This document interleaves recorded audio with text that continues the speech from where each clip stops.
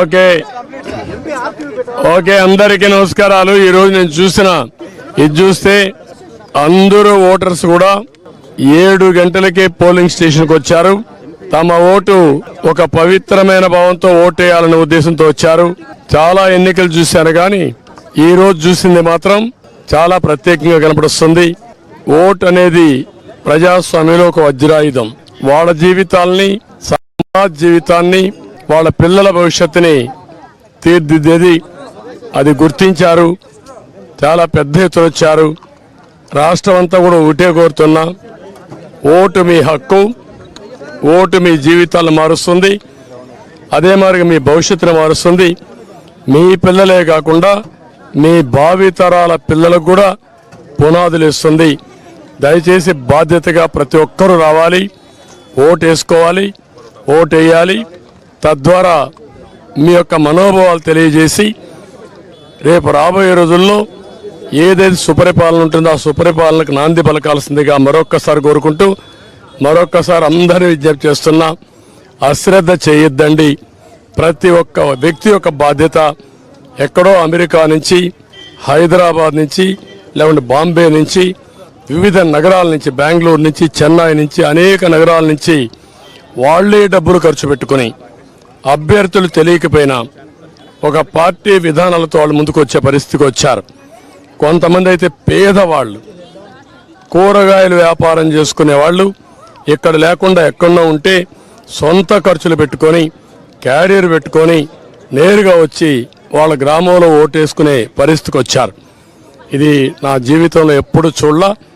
ఇది నిజమైన ప్రజాస్వామ్యం, ప్రజాస్వామ్య స్ఫూర్తికి ఇది నిదర్శనం. అందరినీ మరొక్కసారి అప్పీల్ చేస్తున్నా, ప్రతి ఒక్కరూ రండి, మీ ఓటు హక్కును ఉపయోగించుకోండి. ఏ వ్యక్తి కూడా నేను చూశాను, వికలాంగులు, వృద్ధులు, నడవలేని వాళ్ళు వీల్ చైర్లో వచ్చి ఇది నా బాధ్యత, నేను ఓటేస్తానని చెప్పినప్పుడు నాకు చాలా ఆనందం కలిగింది. ఒళ్ళంతా పులకరించే పరిస్థితి వచ్చింది. ఇది వినూత్నమైన అనుభవం. అందరికీ మరొక్కసారి అభినందనలు. ఎలక్షన్ కమిషన్ కూడా ఎప్పటికప్పుడు కంప్లైంట్ చేశాం. ప్రాథమికంగా మాకు పొంగునూరు వచ్చింది, మాచర్లో వచ్చింది, 2 దిక్కల్లో వస్తే అప్పటికే నేను కంప్లైంట్ చేశాం. అధికారులతో మాట్లాడుతున్నాం. అదే మాదిరిగా ఎలక్షన్ కమిషన్ కూడా అప్రోచ్ అయ్యాం. నేను ఒకటే ఎక్స్పెక్ట్ చేస్తున్నా, ఎలక్షన్ కమిషన్ ఆధ్వర్యంలో ఎలక్షన్ జరుగుతున్నాయి. ఇది రాష్ట్ర ఎన్నికల కమిషన్ కాదు. ఆ విషయం ఈ నాయకులు గుర్తుపెట్టుకోవాలి. ఎవరైనా ఒకటే కోరుతున్నా, ప్రజాస్వామ్యంలో ప్రజాస్వామ్యాన్ని అపహాస్యం చేయాలని ప్రయత్నం చేస్తే మాత్రం ఎట్టి పరిస్థితుల్లో మా కార్యకర్తలు కూడా గమనుండరు. జెన్యూన్గా లా అండ్ ఆర్డర్ ప్రకారం మీరు ఓట్లేయండి. ప్రజా అభిష్టం నెరవేరాలి, దానికి మేము కట్టుబడి ఉంటాం. కానీ ప్రజాభిష్టాన్ని వమ్ము చేసే విధంగా రౌడీజంతో, గూండాయిజంతో మా ఏజెంట్లు కిడ్నాప్ చేస్తే మాత్రం ఎట్టి పరిస్థితుల్లో పోషించాం. ఎలక్షన్ కమిషన్ డిమాండ్ చేస్తున్నాం, పోలీస్ అధికారులను డిమాండ్ చేస్తున్నాం. ఎక్కడా అవాంఛనీయ సంఘటనలు జరగకుండా కాపాడవలసిన బాధ్యత మీది.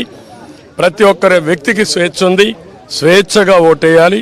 ప్రతి ఒక్క రాజకీయ పార్టీకి స్వేచ్ఛ ఉంది, వాళ్ళ ఏజెంట్లు పెట్టుకునే హక్కు ఉంది. వాళ్ళ ఏజెంట్లు అలో చేయాలి, మీరే ప్రొటెక్ట్ చేయాలి.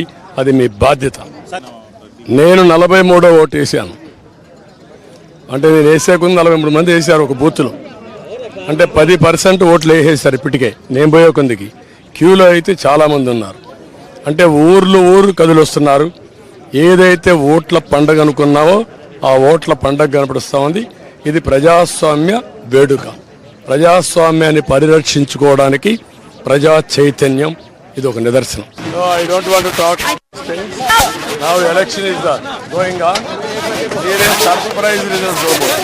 People are willing to vote and also they want from America all the way. They have all over the country, Bombay, Chennai, Bangalore, Hyderabad, everywhere. Even vegetable vendors, labor, they have come with their own expenses.